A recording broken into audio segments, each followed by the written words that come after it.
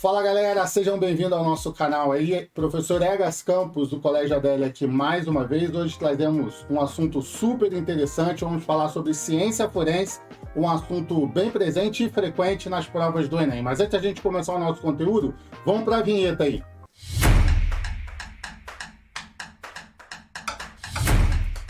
Bem galera, voltamos aqui com o nosso tema de hoje, né? O objetivo é nós falarmos sobre ciência forense, mas antes da gente começar o assunto propriamente dito, eu vou pedir para você dar um like aí no vídeo, compartilha, ativa o sininho, se o conteúdo for relevante para você, compartilha com os seus amigos, ok? Então galera, a ciência forense vai envolver princípios e métodos de ciências tradicionais, como a física, a biologia, a geologia, a química e outras ciências também. É uma ciência que ela sempre é utilizada nos objetivos da lei e baseada em evidências, né? A gente tem visto isso e observado através de vários seriados que nós vemos aí na televisão, NCIS, né? E outros seriados também que falam sobre o trabalho da ciência forense, tá bom, galera? E especificamente hoje, a gente vai falar dentro da ciência forense um ponto super importante, que é um ponto de identificação de pessoas pelo DNA, o que a gente chama de impressão digital genética. Tá? Então o DNA fingerprint, ele tem sido bastante utilizado aí na identificação de pessoas, especialmente pela criminalística e casos também de paternidade, onde a gente não sabe, né, a identidade do pai biológico e muitas vezes há um processo de identificação desse pai biológico e para se atestar, né, a veracidade, a identidade desse pai, é feito esse teste de DNA. O interessante a gente observar é que só 3% do DNA humano possui genes ativos, que são o nosso DNA codificante. Todo o restante ele é formado de DNA não codificante, tá bom? As sequências de DNA fingerprints, elas são obtidas a partir dessas sequências justamente que não são codificantes. Então essas sequências nós chamamos de VNTRs, que são números variáveis de repetição em sequência. E isso fica até um pouco meio óbvio, porque os DNAs que são codificantes são aqueles responsáveis pela nossa atividade fisiológica e as nossas características. Então, todos nós possuímos esses genes e quando eles possuem alguma variação nesse sentido, geralmente eles resultam em algum defeito genético, em alguma má formação. Ok, galera? Então, a identificação virá justamente por esse DNA não codificante, tá bom? Então, olha lá, ó, coloquei para vocês aqui um exemplo de VNTR não codificante, né, usado para a identificação de DNA. Então nós temos ali o exemplo 1, tá? A guanina, a adenina, a timina e a adenina de novo se repetindo, né? O gata, vocês estão vendo ali? Gata, gata, gata, gata. Essa repetição da mesma sequência de informações genéticas é que nós chamamos desse DNA não codificante, ok? E como a gente faz a identificação de pessoas aí pelo DNA, né? Então o DNA do indivíduo ele é isolado, né? A gente corta em partes com auxílio de enzimas de restrição.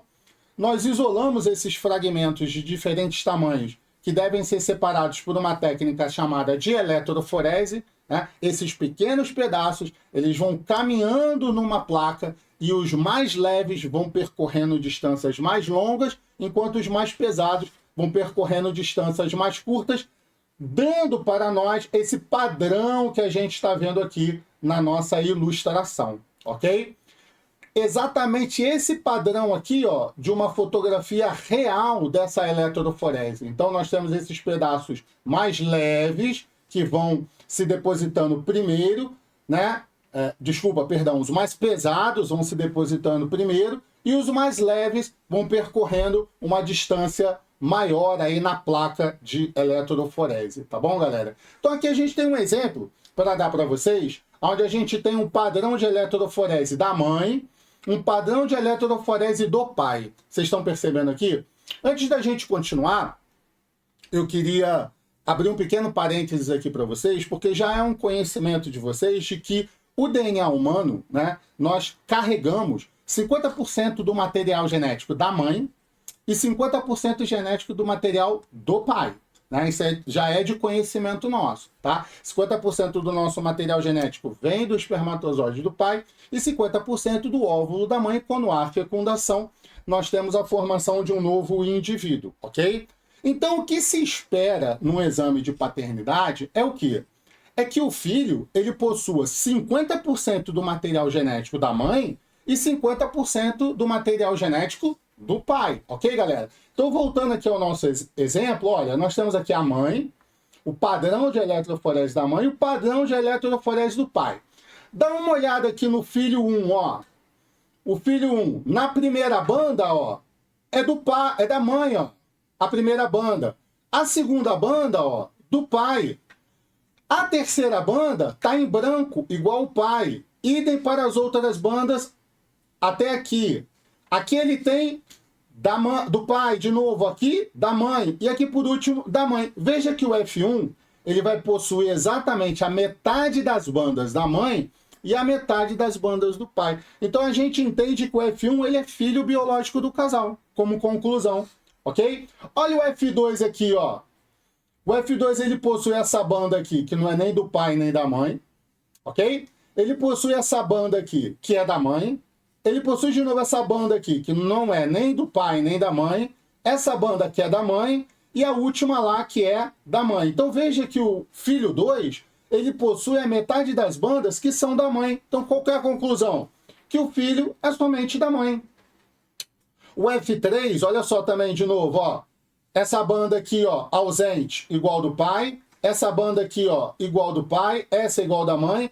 Todas essas aqui, ó, igual do pai. Tá vendo? Ó? Essa daqui, igual da mãe aqui, ó. Essa daqui, com a ausência da banda, igual do pai. E assim ele vai permanecendo sucessivamente, se você for comparando, com a metade das bandas do pai e a metade das bandas da mãe. Então, o filho 3 também é filho biológico do casal aqui, pai e mãe, tá? E já no F4, se você fizer o mesmo procedimento, você não encontrará bandas coincidentes, nem com o indivíduo pai, nem com o indivíduo mãe. O que nos leva à conclusão que o indivíduo F4, ele não é filho biológico nem desse pai e nem dessa mãe, né? Então há a possibilidade até, inclusive, dele ser um filho adotivo, ok, galera? Então, ó, aqui a gente tem, na verdade, um segundo exemplo, que é um exemplo diferente. É um exemplo que a gente entra mais na questão da ciência forense mesmo, né? Então aqui o que a gente tem é um exemplo de uma cena de crime, ok? E nós encontramos um material genético na cena do crime. E aí a gente tem um suspeito 1, suspeito 2 e um suspeito 3. E aqui eu faço uma outra pausa com vocês e abro um novo parênteses. Se de um lado, na investigação de paternidade, o que eu espero é que metade do material genético seja da mãe e metade do material genético seja do pai, já numa cena de crime, eu estou buscando o DNA do indivíduo. E nesse sentido, quando eu busco o DNA do indivíduo, o que eu espero é que o padrão que eu encontre na cena de crime seja exatamente idêntico àquele encontrado na cena. Ou seja, o padrão de eletroforese ele tem que coincidir perfeitamente para que eu possa afirmar que aquele DNA é daquele indivíduo onde o DNA foi encontrado na cena de crime, ok? Então, dentro desse raciocínio, fecha parênteses aqui, vamos voltar para o nosso exemplo. Olha o DNA que foi encontrado na cena de crime. Olha o padrão das bandas do indivíduo, ok? De cara, a gente vê que o suspeito 1 não coincide. Olha como não tem essa banda aqui, ó. Então, eu já posso afirmar com certeza que não foi o suspeito 1, ok? O suspeito 3, da mesma maneira, olha como essa primeira banda não está presente aqui no suspeito 3. Então, de pronto, eu já posso dizer que o suspeito 3 ele está inocentado, ele está fora, né, da possibilidade de ser esse DNA encontrado na cena de crime. Agora, olha o suspeito 2 aqui, galera. Essa primeira banda está presente aqui, essa daqui está igualzinha a essa. Olha essa daqui, ó, igualzinha. Beleza? Olha aqui não tem nada, aqui não tem nada, aqui, ó, igual. Ele se repete exatamente. O suspeito 2, ele tem o mesmo padrão de banda daquele encontrado na cena do crime. Então a gente pode afirmar com certeza que o suspeito 2 possui o mesmo DNA daquele encontrado na cena de crime, sendo identificado como a mesma pessoa, ok? Então, eu queria que vocês entendessem que dentro desse sentido, o que a gente tem que ter como conclusão disso, né? Na identificação por DNA, quando eu falo de paternidade, eu espero que 50% do material seja da mãe, 50% do pai, ok? Quando eu falo de identificação de DNA criminal, ou seja, da identificação de um indivíduo numa cena de crime, o que eu espero? Eu espero que o DNA esteja com um padrão de eletroforese exatamente igual àquele que eu encontrei na cena de crime. Ok, galera? Então, dando sequência aqui, ó, vamos para um exercíciozinho de fixação para nós irmos aí para o final da nossa explanação. Então, veja lá na Unifesp de 2016, nós tivemos essa questão. As figuras representam os resultados de 2 exames de DNA em que as amostras de DNA dos envolvidos são fragmentados com enzimas específicas e submetidos à eletroforese, gerando um padrão de faixas ou bandas. A situação 1 refere-se ao caso de investigação de paternidade. O suposto pai deseja saber se a criança é de fato seu filho biológico. A situação 2 refere-se a uma investigação criminal. Na cena de crime, foram encontradas manchas de sangue e o delegado precisa saber se o sangue é da vítima, de um indivíduo apontado como suspeito de ser criminoso ou de uma terceira pessoa não identificada até o momento. Então, na situação 1, o que nós vamos responder? Se esse filho aí, ele de fato, se essa criança aí de fato é filho biológico desse pai e dessa mãe. E na situação 2, o que nós vamos responder?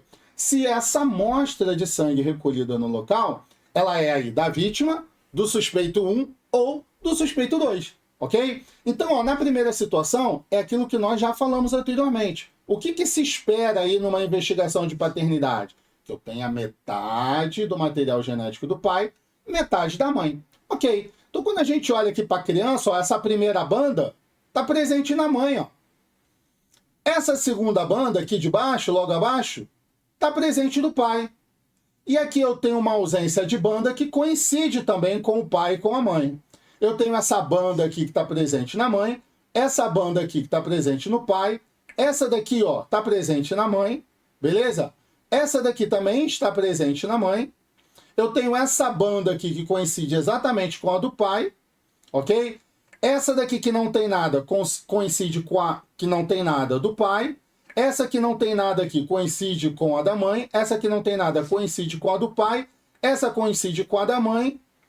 Essa coincide com a da mãe de novo. E a última coincide com a do pai. Perceba que cada banda da criança, quando não é da mãe, é do pai. Então nós podemos afirmar com certeza que essa criança ela é filha biológica desse suposto pai e dessa mãe. Ok? Já no segundo exemplo, nós temos um exemplo de uma cena de crime. Então, do outro lado, o que a gente espera agora? Que este padrão de amostra de sangue recolhida no local coincida exatamente com uma das amostras que eu esteja pesquisando. E quando a gente olha aqui, ó, a vítima, o suspeito 1 e o suspeito 2, perceba que essa amostra de sangue recolhida nesse local aqui, ela coincide exatamente com o suspeito 2. Você pode comparar com calma aí na sua casa, depois você pausa o vídeo direitinho e dá essa olhada com mais tranquilidade, você vai perceber isso. Então a gente pode afirmar com certeza que o suspeito 2 é aquele responsável por essa amostra de sangue recolhida no local. Bem, galera, então hoje a gente viu como que a gente faz a identificação de pessoas através do DNA pelo processo da eletroforese, e os conceitos mais importantes que nós aprendemos foi que, no caso da paternidade, 50% do material genético é da mãe e 50% é do pai. E nas investigações criminais, nós precisamos atentar que o padrão de banda da eletroforese oferecida pela fragmentação do DNA tem que ser idêntico àquele que eu estou pesquisando para poder afirmar que aquele DNA pertence de fato àquele indivíduo. Tá? Eu agradeço a vocês por ter assistido aí até o final, e se você assistiu até o final, dê aquele like se você gostou desse conteúdo. Esteja sempre atento ao nosso canal para conteúdos relevantes do Enem. Forte abraço!